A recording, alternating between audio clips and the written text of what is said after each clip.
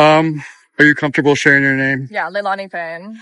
So I've seen you out here a lot. Why are you out here? I've been out here since June, really early June, probably like June 4th. Oh, I saw wow. a woman get arrested in her jingle dress, and that was very upsetting to see as someone who's indigenous. So I started coming down here to see what was happening. And within a few days, place became a declared riot, and I watched ICE officers pointing live weapons at our heads, and watched some of the craziest things happening in a neighborhood I've ever seen before in my life. Yeah. Can I ask how old you are? 19. That's crazy. Like, how does it feel coming out here so young and being exposed to all that? Like, it's shocking. It really is. It's frustrating that I'm, young people are supposed to be the movement of everything, but it's frustrating to be that there's only a small group of people and having to be so young and having to take my hands as well. Yeah. Do you feel like there should be other people out here? Yeah, absolutely. I feel Adults like yeah, no, I get sexually harassed a lot, and I wish more people would stand up for that and, stop in with that, because, being down here is such a dangerous thing, and it's a lot. It really is. So, Leilani, what keeps bringing you out here? It is dangerous, and you're young, and you're a female. You're by yourself a lot of the time. Whenever I go home, I think it's foolish to be sitting around thinking about myself whenever there's people who are hungry, scared, and tired inside of holding cells or without their families, or I'm just watching history repeat itself from what my indigenous ancestors had to deal with, and the complete demonization of a group of people because they aren't proper or civilized enough. So watching, I can't take it. I can't sit at home and think about it and take it. That passion overrides even. Yeah, no, it makes me sick to just think about myself. Like whenever I moved out of my house just a couple weeks ago and my life got completely turned on its head, and all I could be thinking about in those moments were, I imagine how those people feel. Imagine those people feel with not having their parent come home, or not being able to get their medication inside of a holding cell, or having maggots in their food, like things like that. So that empathy is probably rare, actually. Not everybody has that. What gave you that in your life? I've been through a lot. I grew up Christian, so thinking about other people and caring about other people more than myself has been always the easiest thing to do. A lot of people say it's very selfless and humble, but in all honesty, I'm out here because it does fill a void. It does fill a void of like, these people need to be out here and here, but it also does fill a void of like, I don't know, if I was at home, I would feel like there's something so much more I could be doing with my life right now. And do you feel like there's community and culture here as well? Like there's layers to it? Yeah. Yeah, no. And I've met some of my closest friends here. That's and good. Being here. And it's truly become a family. Like I think about holidays, and I think about celebrating, and not even just celebrating, just being down here and protesting against people who can't celebrate with their families. And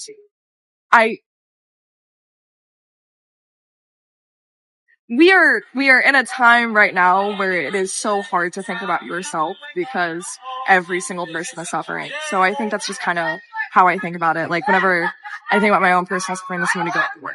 And that's what brings me back down. There's people going. So you've been coming since June. You've seen a lot of changes, I bet. The counter protesters started showing up like in, I think like mid-July. Yeah. So tell me about that. What was that like? I think Ryan was the first people. Ryan and Katie were some of the first people to show up. And the first couple nights we were here, Ryan didn't really do much. He just kind of stood around, and we didn't really know what he was up to. We were just kind of like, why are you here? Like, who is just this? Watching? Yeah, no. And after a while, we started to debate, and then it became, they were just like, we're just out here. We're just out here in protest with ICE. And then it became, we're actually out here in protest with you, and we don't like you. And then it moved over to be Antifa terrorists and us as an organized group. And I watched all of that build and grow, which was very interesting to watch the hatred build with us. Yeah. Watching the counter protesters come was interesting. It really was. I remember the first night Tommy was out here. I think I was there that night. Yeah. That's a whole nother layer to it. Yeah. Yeah, no, Tommy was a little bit later in the story too, but it was. So what do you think about him overall? Oh, Tommy's uneducated, and Tommy's been through a lot in his life. And I think that I think a lot of these people just need a little bit of a helping hand, and just, I feel like there's hope for these people. There is, because he lives a very, very hateful life, and he hates a lot of groups of people, and he's very angry.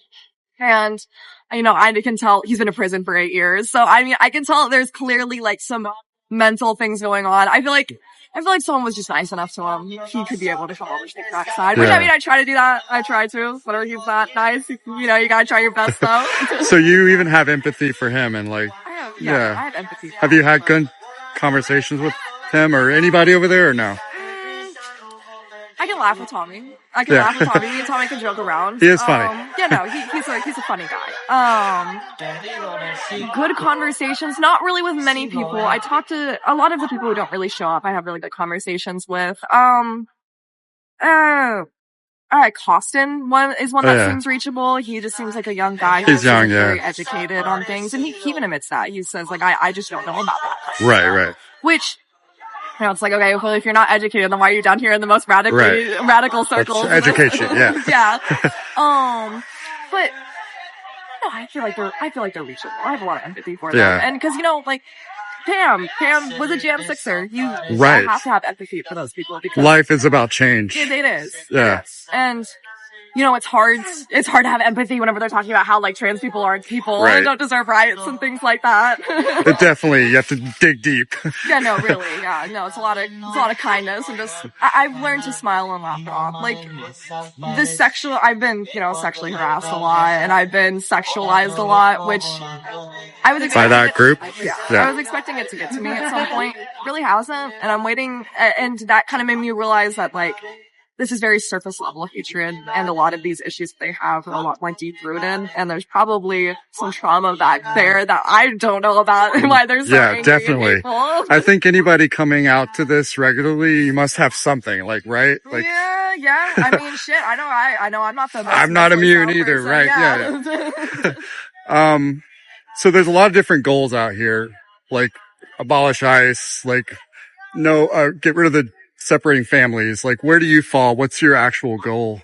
Well, I don't believe anyone is illegal on stolen land. That's just my own personal opinion. But I mean, there's no reason that people should be rotting in camps like they are.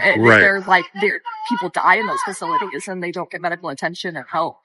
People should be treated like human beings, no matter where they come from. We treat our own prisoners better than we're treating people in illegal camps, because these are privately owned prisons and things like that. I believe that the way that all this is happening should be completely changed and completely different. I mean, it shouldn't take 20 years for somebody to be able to come to this country whenever this country is built off of immigrants, and this country's built off of, people escaping prosecution for religion. So it's, why are we now demonizing immigrants whenever that's literally what everything America is built off of, is immigration and people from other countries. And I think that it should just be an easier process, and I don't think facilities like this should exist. I think that not even processing facilities like this should exist. There should be offices and set places where there isn't guards and things like that. This is inhumane and dystopian.